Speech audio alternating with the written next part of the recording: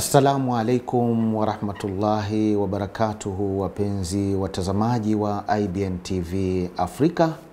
Karibuni katika kipindi kingine kuhusiana na suala la Palestina, ambapo leo tutajadili na kuzungumzia mustakabali wa mukawama na mapambano ya wananchi wa Palestina pamoja na mukawama kwa ujumla katika maeneo kama Palestina, Lebanon na hata huko Yemen, baada ya matukio yaliyotokea katika kipindi cha zaidi ya mwaka mmoja huko Palestina, vita vya Israel dhidi ya ukanda wa Gaza, kuuawa viongozi mbalimbali wa mukawama na kadhalika.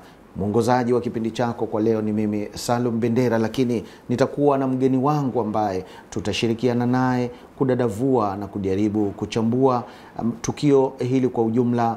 Tuangalie kwa upana wake mustakabali na future ya harakati za mukawama huko Palestina, Lebanon na Mashariki ya Kati kwa ujumla. Karibu sana Bwana Qasim Hassan katika mjadala wetu wa leo. Asante sana.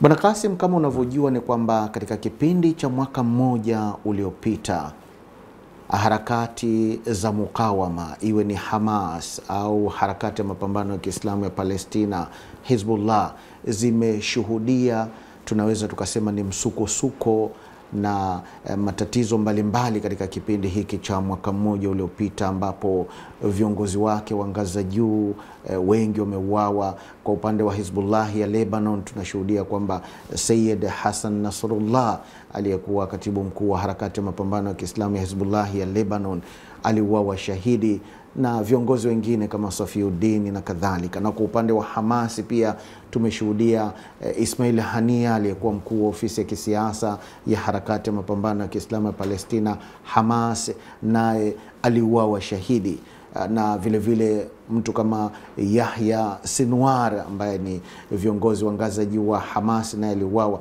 Tunaweza kusema katika kipindi hiki cha mwaka mmoja uliopita harakati ya mukawama imeshuhudia misukosuko mingi. Kwa kuanzia, labda nini tathmini yako baada ya matukio haya, na unaitazama vipi harakati ya mukawama, iwe ni Palestina, Lebanon na kwa ujumla harakati za kukabiliana na utawala dhalimu wa Israel? Asante. Kwanza nimshukuru Mungu kufika siku ya leo, lakini nimshukuru pia Mungu kupata fursa hii ya kufanya mazungumzo kuhusiana na yanayojiri ulimwenguni, na hasa tukisenta mazungumzo yetu kwenye hii vita ambayo inaendelea Mashariki ya Kati na specifically kule Gaza kwa maana Palestina. Awali yoyote nipende tu kumshukuru mtazamaji wetu ambaye kimsingi pengine amekuwa anafuatilia matangazo ya IBN TV Africa, na actually ni ushukuru pia uongozi wa IBN TV Africa kwa kuhost hivi vipindi. Tuna dunia ina vitu vinaitwa think tank. Think tank maana yake ni vyombo vinavyotumiwa na serikali kwa ajili ya kuisaidia serikali kufikiri kwa niaba. Miongoni mwa think tanks huwa ni vyombo vya habari, na kimsingi kwenye watu wanaosoma political science huwa wanasema kwenye serikali yoyote au taifa lolote huwa linakuwa na nguzo kuu tatu. Huwa lina bunge, lina mahakama, lakini pia huwa linakuwa na baraza la mawaziri kwa maana serikali. Lakini huwa wanakwenda mbali zaidi, wanasema media huwa ni nguzo ya nne kwa maana chombo cha habari, kutokana na nafasi yake. Nimeyasema haya kwa sababu inawezekana utambulisho wa tunachokizungumza ukazua mjadala kwa msikilizaji na akashindwa kufuatilia vipindi akihisi pengine kinachozungumzwa hakimhusu yeye. Katika communication skills, kanuni za mawasiliano, moja ya jambo ambalo huwa linaathiri mtu asiweze kumsikiliza mtu ni kutengeneza kwanza mazingira ya bias, kwamba kuegemea upande fulani. Mimi huyu mtu kwa sababu anatokea Kigoma na watu wa Kigoma ni wabishi, mimi sitaki kumsikiliza. lakini kumbe anataka kuzungumza kuhusiana na maslahi yako, kwamba ubishi wake si dalili ya kwamba asizungumze haki. Asizungumze haki. Kwa hiyo tutoke kwanza huko, na nimesema hayo pia kwa sababu wakati Afrika tunatawaliwa na mkoloni, ilitengenezeka misamiati ya kujahalalisha baadhi ya mambo na kuharamisha baadhi ya mambo. Tatoa mifano miwili. Wakati wa vita vya Majimaji, ile vita vya Majimaji kwa Kiingereza walita sura mbili. Walisema Majimaji war, lakini wazungu kusoma katika literature zao walisema ile inaitwa Majimaji rebellion, kwa maana uasi wa Majimaji. Tafsiri ya uasi ni kwamba kijeshi ukiasi una haki ya kuuawa. Unapozungumza neno mukawama, sura inayokuja kwa haraka kupitia media ambayo imekuwa ni nyenzo ya nne ya kuifanya dunia iende hivi inavyokwenda, katika zile think tanks ambao tunaziona ulimwenguni. Watu wanaposikia mukawama, akili ya kwanza huwa inakuja, anaanza kuyapanga maneno. Mukawama lazima watakuwa ni mujahidina, jambo la kwanza. Waasi. Jambo la pili, atatoka kwenye ujahidina atakuja kwenye fundamentalist, watu wenye siasa kali. Lakini atakwenda mbali zaidi, atasema watu wenye siasa kali, manake hawa lazima watakuwa wanashabihiana na magaidi. Akishapigia mstari neno ugaidi, anatoa justification kwamba hawa hata kuuawa kwao ni haki. Kwa unapozungumza mukawama, kuna mtu anataka ajue katika engo ya kusema hawa mukawama ndo wale watu ambao wanataka kuifanya dunia kuwa ni sehemu ya vita.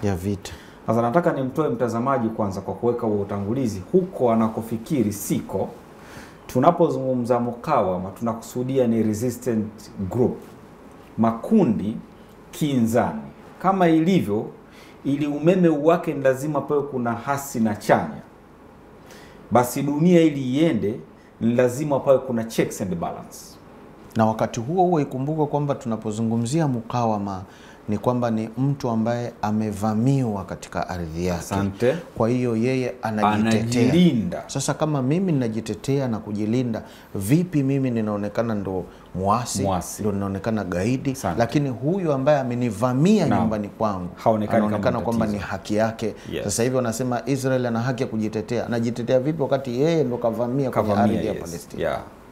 Sasa nataka nitoe hiyo angalizo kwa sababu wahanga wakubwa wa hizi misamiati huwa ni Waislamu.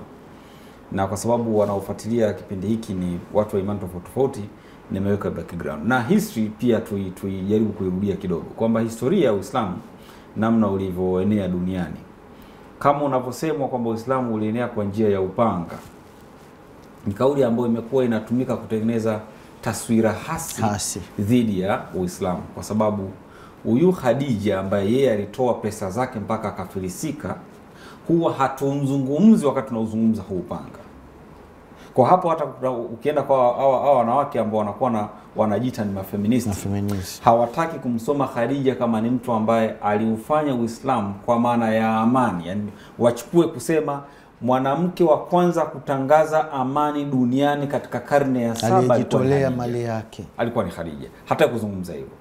Sasa misamiati hii huwa inaifanya taswira halisi ya kitu positive kujengeka katika sura negative. Na kueneza propaganda. Sasa narudi katika msingi wa swali kwamba tokea Oktoba 7 mwaka 2023 yametokea majaribio kadhaa na machafuko Gaza pamoja na ukingo wa magharibi kule Palestina. Lebanoni wameingia katika msukosuko wa kupoteza viongozi wao kadhaa, akiwemo kwa title pale Said Hassan Nasrallah, ambaye kwa lugha ya kimagharibi alikuwa termed kama gaidi.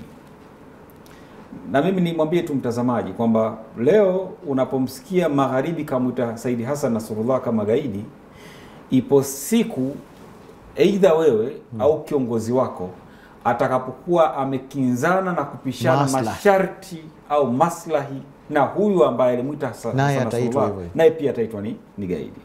Tunaona kule Uganda Mkoni aliingia katika msukosuko baada ya kuwa pengine kuna shida ya kimaslahi baina yake na magharibi, na wakasema wanataka kwenda kumsaidia Museveni kumtafuta Joseph Mkoni. Lakini kwa sasa kwa sababu kuna biashara nyingi ambazo zinafanyika ile title ya kuwa ni gaidi imekwisha, imeondoka. Na tuna mifano mingi sana. Na hata tunaona katika madola magharibi wanapotaka kufafanua au kutoa fasili na maana ya demokrasia au maana ya ugaidi, tunaona kuna unduma kuili unaofanyika. Demokrasia ya magharibi ni demokrasia ya mataifa ambayo yako pamoja na wa magharibi. Maslahi yao na wa magharibi hayakinzani na wa magharibi. Hata kama kiongozi wa taifa hili ile atakuwa ni dikteta, kwao itakuwa ni demokrasia. Ugaidi leo hii tunaona, tukirejea katika swala la Daesh, tukirejea katika enzi ya serikali ya Obama, Hillary Clinton wakati huo, wamekiri wazi kwamba Clinton amekiri wazi kwamba ugaidi nini, Daesh na nani wote walianzishwa. Kwa hiyo wakati ule, kwa kuwa walikuwa na maslahi, hawakuwa magaidi. Lakini itafika siku ambapo hawana maslahi nao watakuwa magaidi. Na hizi ni siasa za nyoso mbili za undumakuwili, ambayo inasikitisha kwamba katika mataifa yetu haya ule ufahamu, pengine vipindi kama hivi vinaweza kuleta mwamko na ufahamu kwa watu. Sasa tumeweka hiyo background ili kumtoa hofu msikilizaji na mtazamaji kwamba tunachokizungumza hapa ni kitu ambacho kwenye siasa kuna mirengo, si siasa ya mrengo wa kushoto, mrengo wa kulia, mrengo wa kati. Sisi ni lazima tu tuna mirengo miwili. Ni either una mrengo wa mukawama au una mrengo wa anti mukawama. Ni either ufuate siasa za magharibi pase, siasa ambazo zinakubali ushoga, siasa ambazo zinakubali ukabaila, dhulma, ukandamizaji, siasa ambazo zinakubali ukandamizaji, siasa ambazo zinakubali kila kitu ambacho uporaji na kadhalika. Na hata tunaona katika historia mwaka 1916, kuanzia 1918 ilifanyika biashara ya utumwa Kongo. Bwana mmoja anaitwa Samuel Verner akitokea Marekani alikwenda Kongo, akamchukua kijana mmoja anaitwa Otabenga, maarufu sana. Ndio. Akampeleka Marekani katika maonesho ya Bronx. Yule bwana alikuwa ni mfupi. Akamchukua akamweka kwenye cage moja ambayo ilikuwa na nyani ndani yake, akitaka kutengeneza mazingira ya revolution, yale mapinduzi ya kimabadiliko yaliyotokea kwa binadamu yalianzia wapi. Kwa hiyo alikuwa ni sample. Hakuna aliyepiga kelele miongoni mwa watu weupe. Waliokuja kupiga kelele walikuwa ni watu weusi. Kwa hawa watu weusi tunawatem kama ni watu wa mukawama, kwa sababu walikuwa against ule dhulma ambao inafanywa pale ya kibinadamu dhidi ya Otabenga. Na haikuchukua muda mrefu Otabenga, baada ya kuwa amekuwa huru kupitia zile harakati za watu weusi, alijionga kwa sababu ya msongo wa mawazo. Hatujaona literature ya kizungu ambayo imeandika udhalimu ambao ulifanywa na watu weupe kuhusiana na tukio la Otabenga. Haya ni mengi. Tumeona kule Hiroshima na Nagasaki mwaka 1943. Yamepigwa mabomu, yamegeuza ardhi juu chini. Athari zake mpaka leo watoto wanazaliwa wakiwa ni walemavu. Hatuyaoni haya katika media yakizungumzwa kwamba ule ulikuwa ni ugaidi na uleta madhara makubwa katika afya za watu. Hatuyaoni yakizungumzwa. Kwa hiyo huu ndumila kuwili, double standard ambao tunauona kwa sasa, tunataka tuzibue haya masikio, tuwaeleze watu kwamba mukawama maana yake ni harakati za Tanzania za kumuondoa mkoloni. Wale watu walikuwa kwa lugha ya Kiarabu walikuwa wanaitwa ni mukawama, wakinzani wa waporaji. Kwa hiyo makundi ya mukawama ambayo yamekuwa kisaidiwa na baadhi ya serikali kama vile Irani kusaidia makundi ambayo yanatetea haki za watu duniani, ambayo yanakinzana na dhuluma, si dhambi kwao. Moja ya kanuni za ubepari katika utafutaji wake wa pesa ni kutumia mbinu moja ambayo inaitwa piracy. Piracy maana yake ni ule utekaji wa nyara. Unakwenda baharini, kuna watu wanasafirisha bidhaa zao kupitia meli, unakwenda kuteka zile mali, unazichukua, unakwenda kuzifanya kama ni mali zako. Hii ni piracy na inaruhusiwa kwenye ubepari, ambao katika vitabu vyao wanasema end results justify the means. Matokeo ya mwisho yanahalalisha njia.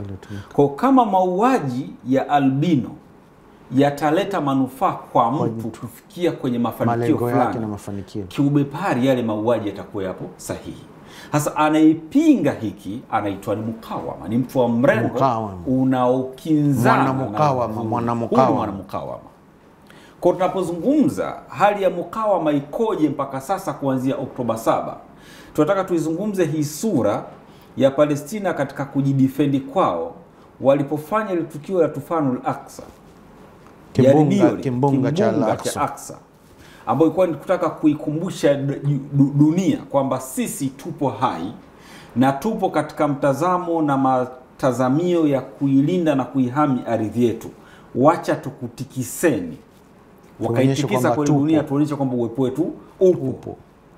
Dunia nzima ilitikisika na wakapata uungwaji mkono na baadhi ya makundi yakiwemo ya Hezbollah na mataifa mengine kama vile ilivyo Yemen, wale Wahuthi waliounga mkono. Kwenye hiyo nukta kuna kumejitokeza mitazamo miwili Kuna wale ambao wanaamini kwamba laiti kama Hamas wasingetekeleza operesheni ya kimbunga cha Al-Aqsa ya Oktoba 7 mwaka 2023 Gaza isingekumbwa na masaibu haya ambayo imekumbwa nayo. Mtazamo wa pili ni kwamba Hamas kama Hamas walikuwa na haki ya kutekeleza operesheni kama ile, hasa kutokana na kwamba dhulma iliyokuwa inafanyika ilikuwa imefikia katika kiwango cha hali ya juu. Kwa hiyo wao walikuwa na haki ya kureact, walikuwa na haki ya kuchukua hatua, kuonyesha hisia zao. Binafsi una tathmini gani kuhusiana na hii mitazamo miwili? Mimi naungana na huu mrengo wa pili kwamba ukiachilia mbali swala la kwamba wao ukiweka ule mzani wa kinguvu wao wanakuwa wako chini ukilinganisha na hawa ambao waliwavamia, lakini kwenye Kiswahili kuna maneno mawili, kuna uvumilivu na ustahimilivu. Yani mimi nikiwa nimesimama kwenye daradara akatokea mtu akanikanyaga mguu, mimi nikiona huyu ananikanyaga kwa sababu anataka kuvuka, nitamvumilia kwa sababu ni kipindi cha mpito. Ila nikikaa nikaona ameendelea kuwepo muda mrefu pale, ndio amesimama yuko stationary, nikiendelea kuvumilia, maana mimi nimetoka kwenye daraja la kawaida nimekwenda kwenye cheo cha pili cha kuwa ni mstahimilivu. Sasa ustahimilivu ni stage mojawapo ya ujinga, kwa sababu umekubali haki yako ichukuliwe na umeamua kukaa kimya kwa kulinda maslahi madogo ya muda mfupi. Kwa hiyo hawa wana Gaza, wana Palestina, wana West Bank waliamua kuonesha reaction yao kama sehemu ya uvumilivu wao wa muda mrefu, lakini sasa umeamua kutoka hapo wakaonesha makucha yao kwamba hapana, sisi mmetukanyaga kwa muda mrefu, lazima tukusikieni kwamba hapana, hapa mnatukanyaga, ondoeni miguu yenu ili na sisi tuwe hapa tena, hapa stahamiliki. Yes.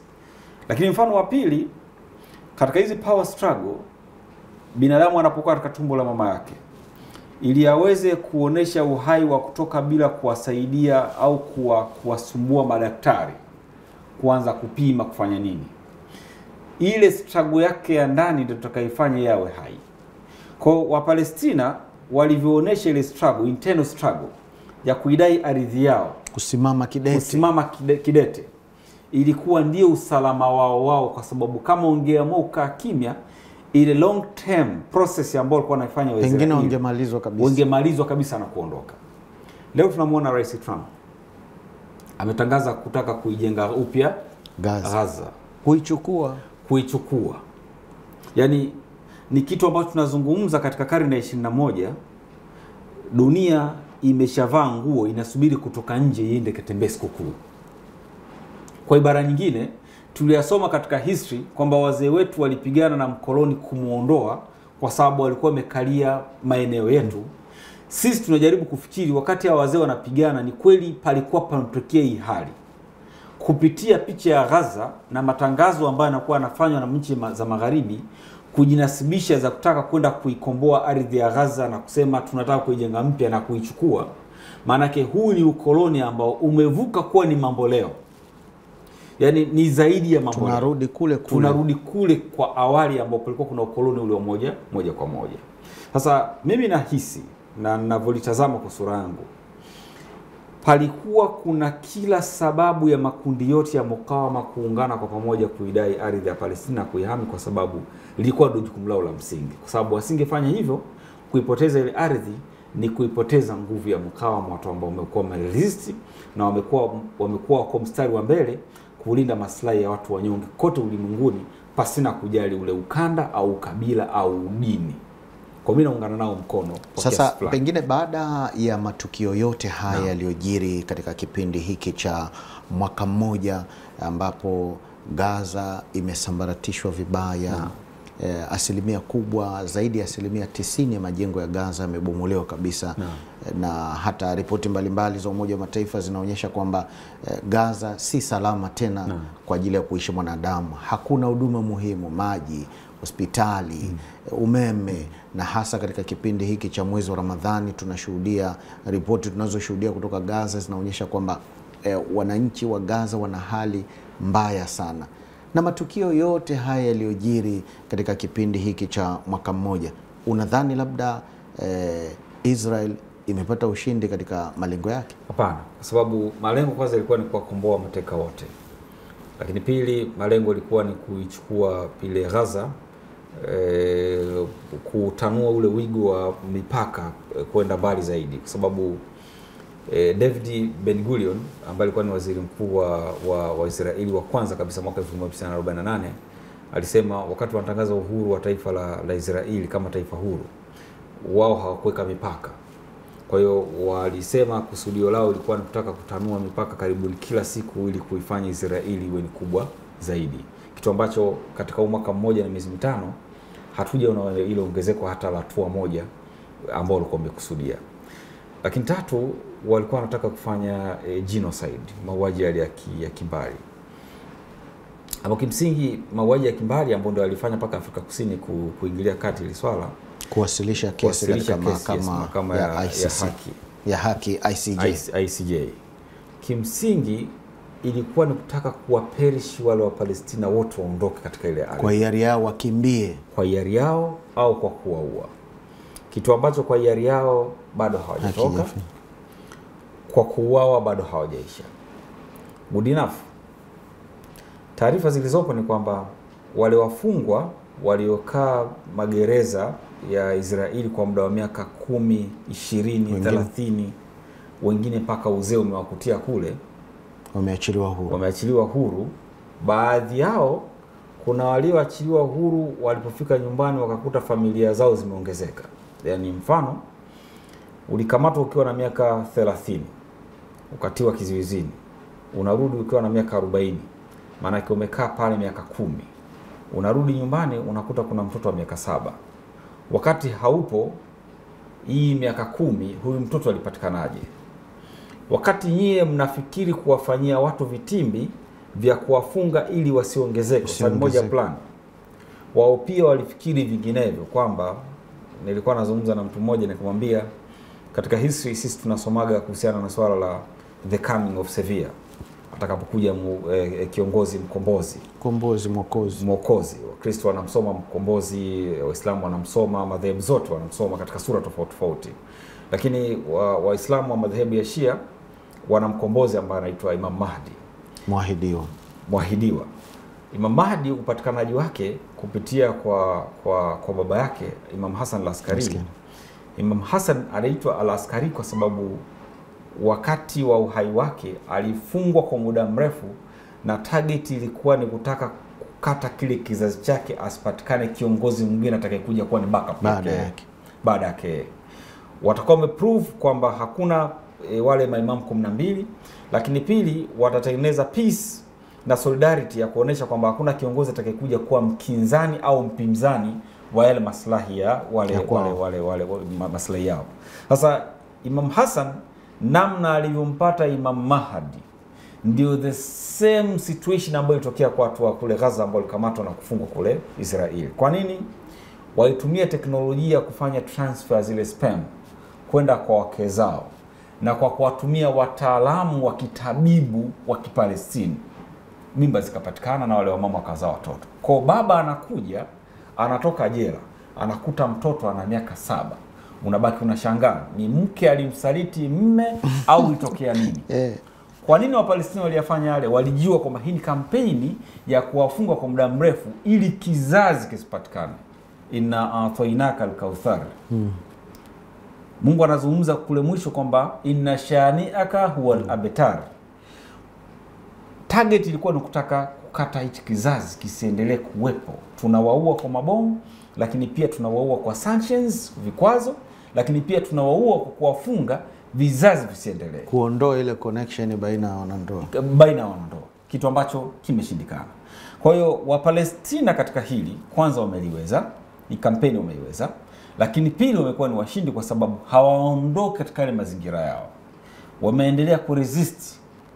Yaani hawakubali kuendelea kuwa ni wageni na kuiachia ile ardhi ya Gaza au West Bank na kwenda maeneo mengine ambao walikuwa na uwezo wa kwenda mataifa tofauti tofauti. Tumeona hapa Sudani wakati wa mgogoro wao, tulipokea sisi baadhi ya vijana wakimbizi wamekuja hapa Tanzania kuishi, wamekwenda maeneo tofauti tofauti. Tunaona Burundi, Kongo, vita zinavyoendelea kwa sasa, watu wanakimbia, lakini Gaza imekuwa ni kinyume chake. Watu wameamua kufunga mwezi mtukufu wa Ramadhani wakiwa pale katika mazingira magumu sana. Sasa labda na mukawama kama mukawama. Kwa mfano tuitizame Hamas kama Hamas, Hizbullah kama Hizbullah. Baada hususan kwa upande wa Gaza, Hamas kama Hamas, baada ya matukio haya yote ya kipindi cha mwaka mmoja uliopita na kuuawa viongozi kama Ismail Hania, Yahya Sinwar na wengineo karibuni hapa kama wakina Abu Ubaida nadhani na wengineo, tunaweza kusema kwamba Hamas imedhoofika? Hapana. Kwa nini? Hamasi imepitia katika kipindi kigumu sana. Hapo awali walikufa viongozi wengi. Kabla ya kuwepo kwa hawa kina ya Ismail Hania, kina ya Sinwar, kabla ya kuwepo kwao walikuwepo viongozi wengi sana. Na wote wamekuwa akifa kiongozi mmoja anakabidhi kijiti kwa kiongozi mwingine anayefuata. Kilichosimama hapa Hamas manake ni Harakat al-Muqawamat al-Islamiyya. Kwa maana the Islamic Resistance Movement ni chama ambacho kilichaguliwa na watu na kina wabunge wengi katika bunge la Palestina ukilinganisha na vyama vingine vya siasa. Na hata mwaka 2007 ile katika uchaguzi wa bunge ni kwamba kimsingi Hamas walishinda uchaguzi wa bunge. Na hata walikuwa wao ndio waunde serikali. Lakini watu wakapindua meza na tokea iliyotokea. Sasa kimsingi wamesimamia kwenye ile vision yao kwamba mtazamo wao ni nini? Mtazamo wao ni kukinzana na watu ambao wanataka kuifanya Palestina kama ni mbuzi wa kafara kujaribia zile hujuma zao.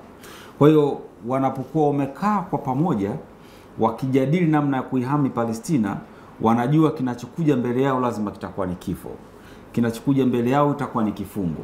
Hasa lazima watengeneze zile connection za uongozi kwamba anapokuwa ametoka kiongozi huyu atakayefuata atakuwa ni huyu. Kwa mimi naamini waliomuua Yesu kwa mfano walikuwa na target kwa zile imani, kwa itikadi yao. Walikuwa na imani kwamba baada ya kuwa wamemuua Yesu, maana zile harakati za kumtetea mtu kuwa huru zitakuwa zimekwama.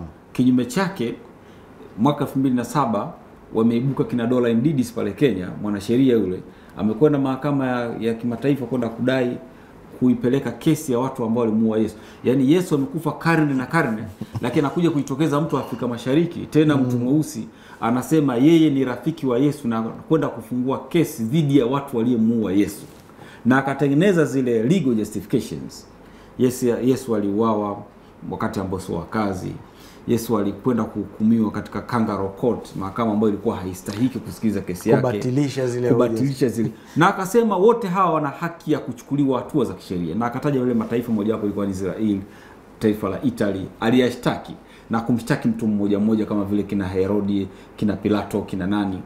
Mahakama ilifanya uhuni tu kumwambia amlete Mungu kama shahidi, alete ndugu zake Yesu na kadhalika. Lakini kimsingi aliyasoma yale mambo kwenye vitabu, mwisho wa siku akasema no, haki ilikuwa imesimamia hapa. Kwa na wale wa Palestina kwa hili ambao wanalifanya kwa sasa, hizi haraka na hawa mukawama, hizi mbio zao sio za kukoma leo wala kesho, kwa sababu kama kifo ni kitisho, wale watu kifo sio kitu chochote tena kwao, kwa sababu haya maisha yapo tu, na mwisho wa siku sisi sote maisha yetu lazima taishia. Na tumeona kwenye historia ni kwamba tukiangalia Hamas kama Hamas wamepita viongozi wengi tangu enza kina Ahmad Yassin, pengine kabla ya hapo wakina Fateh Shikaki na wengineo, na baada ya hapo kina Abdulaziz Rantis, na kila alipokuwa kiuawa kiongozi mmoja anashika kijiti kiongozi mwingine, na hata baada ya kuuawa tu watu wanakuwa na wasiwasi kwamba pengine sasa itakuwaje kiongozi mwingine, lakini anakuja anaibuka kiongozi mwingine kiasi kwamba hata yule wa kabla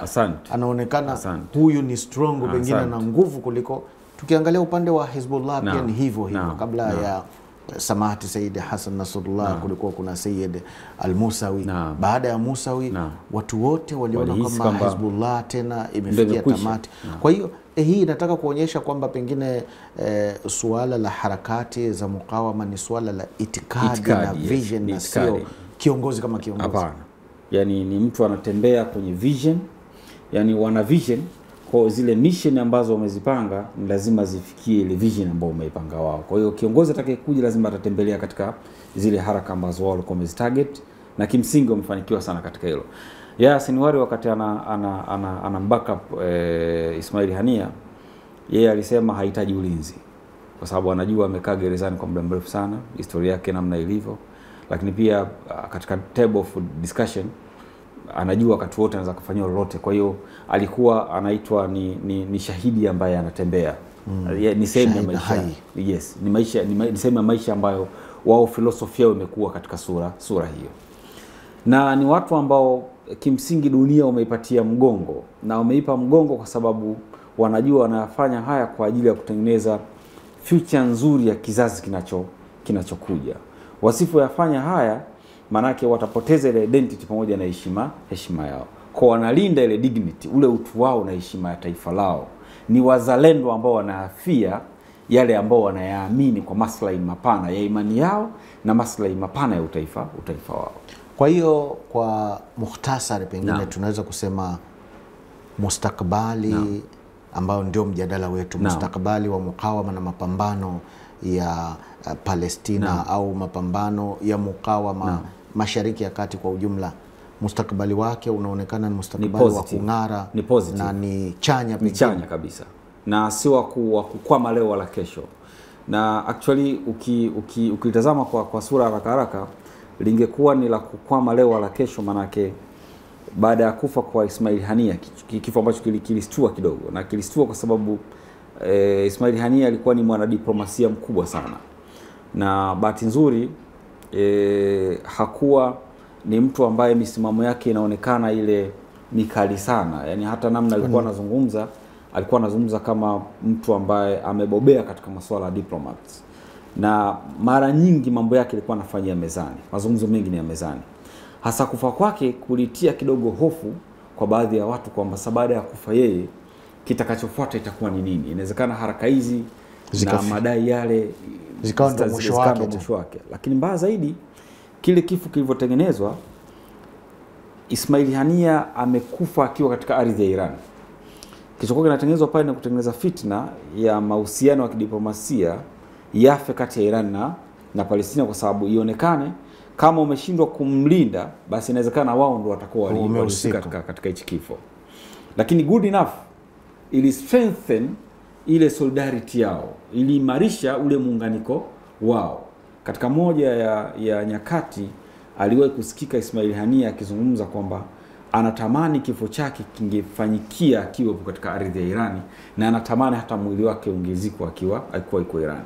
Kwa hiyo alikuwa anaonesha ile strong bond ya kimani ambayo alikuwa nayo. Ismail Hania hakuwa mshia, alikuwa ni msuni. Lakini kwa nini alikuwa anatamani kufia Irani? Ni kwa sababu alihisi Irani imesimama nao kwa muda mrefu kihistoria. Bado yeye ni kijana kuliko mtu yoyote. Bado yeye ni kijana, anaona Imam Khomeini anatangaza mapinduzi yale na kusema wanaiunga mkono Palestina, si jambo dogo. Kwa hiyo badala ya kuwaua wale watu na kudhoofisha zile harakati, kimsingi imekuwa ndio kama vile wanachanua zile harakati. Yesu wakati anazungumza katika maneno yake ambao Kwame Nkrumah ameyakoti katika vitabu tofauti, anatoa mfano wa mbegu ya ngano, kwamba mbegu ya ngano kama ilivyo mbegu ya nafaka yoyote ile ili iweze kuota ni lazima izikwe kwanza ardhini, na baada ya hapo ndio itakapokuja kumea. Maneno ambayo Solomon Mahlangu wakati ananyongo kule Afrika Kusini alisema, waambie watu wangu ninawapenda, na damu yangu itakapokuwa imetoka itakuja kuoza, lakini kuoza kwake kutaibua mbegu ambayo itakuja kuleta mapinduzi ya Afrika Kusini. Leo tunaona Afrika Kusini ina hueni kubwa, lakini kuna watu walikufa, kina Steve Bantu Biko, kina Mandela walifungwa, ndio kina Solomon Kalushi Mahlangu waliuawa hadharani, public execution. Kwa haya mauaji ambayo yanaendelea kwa sasa kwa viongozi hawakuanza kule. Sisi Tanzania tuna mfano mzuri kule Iringa. Kuna sehemu moja inaitwa Kitanzini. Ni eneo ambalo kihistoria wakoloni walikuwa wanachukua viongozi wetu wa Kiafrika wanakwenda kuwanyonga hadharani kwa lengo la kuwa threaten hao wengine, kuwaogofya kwamba na wewe ukitoka ukaenda kudai haki utapatwa na hatima hii. Utapatwa na hatima hii. Kimsingi naona kama mkawa inazidi kuimarika siku hadi siku. Kwa kuendelea na kwa kuwa muda nao unatupa mkono, turudi katika upande wa pili. Mbali na matukio haya ambayo yanaonekana yalitokea huko Gaza na pengine kwa upande mmoja au mwingine yamekuwa na taathira hasi all in all, hasa kwa kuzingatia maisha ya watu na kukosekana huduma muhimu, turudi barani Ulaya na Marekani. Tunashuhudia kwamba katika kipindi hiki cha mwaka mmoja kumekuwa na wimbi kubwa la maandamano ya kuwaunga mkono wananchi madhulumu wa Palestina, na maandamano hata ya kulaani jinai za Israel, na maandamano hata ya kuunga mkono mataifa kama Afrika Kusini na mataifa mengine ambayo yamekuwa mstari wa mbele katika hii kesi ambayo iliwasilishwa na Afrika Kusini katika mahakama ya haki ya ICJ yenye makao yake The Hague, Uholanzi. Haya matukio nayo yanatoa ujumbe gani kwa ulimwengu? Yes.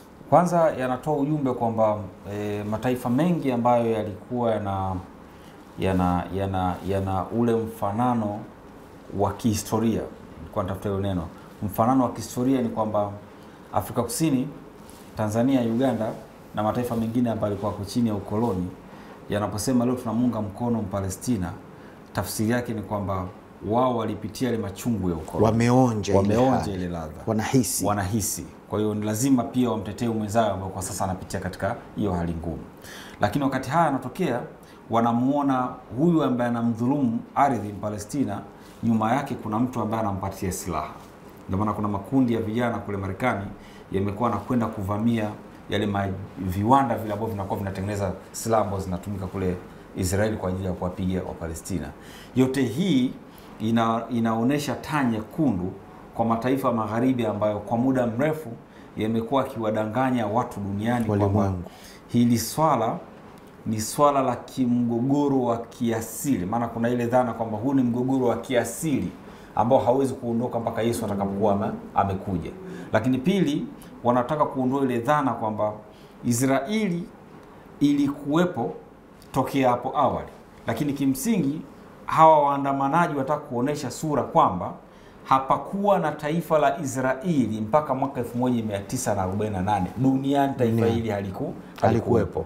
Kwa hiyo wanataka kuonesha hiyo sura kwa jamii nzima ya kimataifa duniani kwamba tunapotangaza Palestina iwe huru, tunamaanisha hili taifa changa ambalo lilikwenda kuivamia Palestina linapaswa liondoka na liwaache wa jamaa wakiwa huru katika ardhi yao.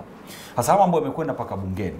Mabunge ya Uingereza huko kuna wabunge wanasimama wanasema hapana, tukubaliane hili swala. Ukienda kwenye mataifa tofauti wanafunzi wa vyuo vikuu, wakufunzi Marekani kwenyewe kumekuwa na harakati kubwa mingi sana. Wanafunzi wanatoka, wananchi wanatoka, wanakumbana na upinzani mkubwa wa vyombo vya dola, lakini mwisho wa siku wanasema hapana, sisi lazima tuoneshe hisia zetu kwa kurusha zile bendera za Palestina, kuonesha zile kefia za Palestina na kadhalika, kwa hisia tofauti na platform tofauti. Nimesoma chuo kimoja cha Berkeley, nafikiri walikuwa Columbia University, pamoja na Edinburgh University Uingereza.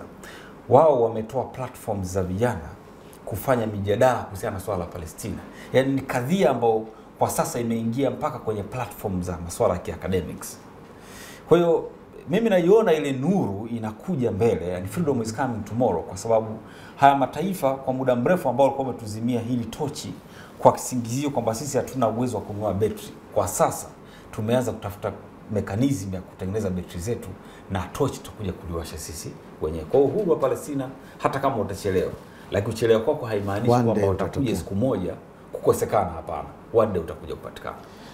Tukiwa tunaelekea ukingoni, labda hili ikiwa kama ni swali langu la mwisho, Afrika Kusini, mbali na suala la Afrika Kusini kuwasilisha kesi katika mahakama ya kimataifa ya haki ICJ, mahakama ya kimataifa ya jinai ICC chini ya uongozi wa mwendesha mashtaka wake mkuu Karim Khan, nayo mwaka jana ilitoa waranti wa kutiwa mbaroni Benjamin Netanyahu, waziri mkuu wa utawala dhalimu wa Israel, na Yoav Gallant, mshirika wake aliyekuwa waziri wa vita wa Israel, na hata kuwasilisha sambamba na waranti huo ikatoa vipengee kadhaa kwamba watu hao wanakabiliwa na mashtaka kadha wa kadha, miongoni mwao ni kutenda jinai za kivita, jinai dhidi ya binadamu huko katika ukanda wa Gaza. Hili nalo kwa upande mwingine au kwa engo nyingine, huoni kwamba pengine hii ni miongoni mwa mapigo na hasara au na hata pigo ambalo Israel imepata katika kipindi hiki cha mwaka mmoja, mbali na kushindwa kufikia malengo yake katika vita vya Gaza kama ulivyoashiria, kama vile pengine kuisambaratisha harakati ya Hamas, kuhakikisha kwamba inaitoa Gaza, kutekeleza mauaji ya kimbari. Kwa upande huu mwingine nao tunaweza tukasema kwamba miongoni mwa mapigo ambayo Israel imeyapata katika kipindi cha mwaka mmoja uliopita ni hili suala la kwamba mahakama ya kimataifa ya jinai ICC inatoa waranti wa kutiwa mbaroni viongozi wa ngazi za juu wa Israel. Na actually lina sura mbili. Kwanza mwaka 2015 kupitia vikao vya mbalimbali vya masuala ya kisheria, wanasema kwa mara ya kwanza ICC ilitazama swala la Palestina kama ni taifa ambalo lina uwezo wa kupeleka kesi yake katika mahakama za kisheria, kitu ambacho kwa miaka kadhaa iliyopita ilikuwa ni ngumu. Kwa hiyo tunapozungumza Quds, tunakusudia moja ya mafanikio yake makubwa ni kwamba watu wamekuwa huru kupeleka kesi mahakamani, either individually au kama taasisi au taifa. Tumeona Afrika Kusini umefanya hivyo, lakini pia na tunaona hizo hati ambazo zimetolewa za kukamatwa kwa baadhi ya viongozi ambao hati hizi kisheria sisi tunaweza tusione impact yake kwa sasa, tusione athari yote, lakini kwa sababu jinai huwa haifi, inaweza ikatokea. Kuna kiongozi mmoja wa nchi gani, nafikiri ni Vietnam, ambaye alikuwa anakamata watu ambao walikuwa wanahusika na masuala madawa ya kulevya, anawapa adhabu ambazo walikuwa wanasema ilikuwa na kiuka haki za binadamu. Amekaa muda mrefu, lakini mwisho wa siku alipotoka madarakani amekuja kutiwa hatiani. Tumeona rais wa shirikisho la soka duniani Sepp Blatter ameingia katika kashfa licha kuwa na umri mkubwa. Kwa hiyo hizi hati ambazo zinakuwa zinatolewa za mashtaka, haijalishi zitakuja kufanya kazi mwaka gani baada ya mahakama hizi kuwa zina meno, lakini mimi naamini jinai hii inapokuwa imeingia katika records, kuna miaka kadhaa watakuja watu watasema tunaomba hayo mafaili tuanze kuyafanyia kazi. Wakianza kuyafanyia kazi, kama uhai wa hawa watu utakuwepo, tunaweza tukashangaa dunia inakubadilika upside down.